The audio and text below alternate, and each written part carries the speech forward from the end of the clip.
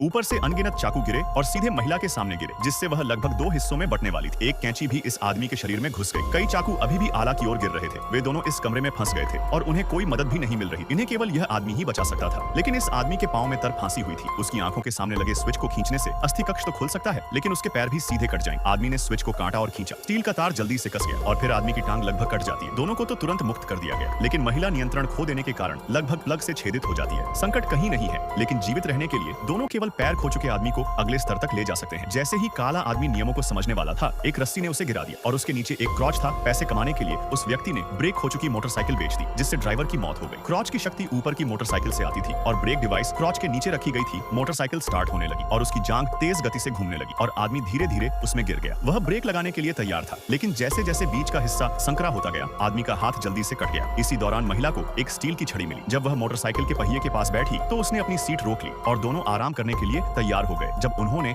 अपनी सतर्कता कम की तो वे भूल गए कि ब्रेक अभी तक नहीं खींचा गया था। पहिए से स्टील की रॉड अचानक मुड़ गई, जांघ फिर से घूम गई और महिला स्वर्ग वापस जाने में असमर्थ थी। वह केवल काले आदमी को देख सकती थी और मांस और खून में बदल सकती थी। इस समय शहर में दो शव दिखाई दिए और शव इस हत्या का शिकार था। डॉक्टर ने शव की जानकारी से यह भी पता लगाया कि हत्यारा डेटा हैक करने की कोशिश कर रहा होगा, लेकिन डेटा 10 साल पहले ही मर चुका था। इस दौरान एक डॉक्टर ने जांच के दौरान अजीब सा भाव दिखाया। पुलिस भी उसका पीछा करते हुए गोदाम तक पहुंच गई, जैसा कि अपेक्षित था। यह गोदाम ऐसे डेटा से भरा था जो कभी लोगों को नुकसान पहुंचाता था। एक दिन इस गोदाम में एक मांस में तब्दील शरीर दिखाई। हत्यारा कौन था हम नहीं जानते। इस समय जो महिला बच गई थी उसने दरवाजा खटखटाया और भागने ही वाली थी कि सुअर के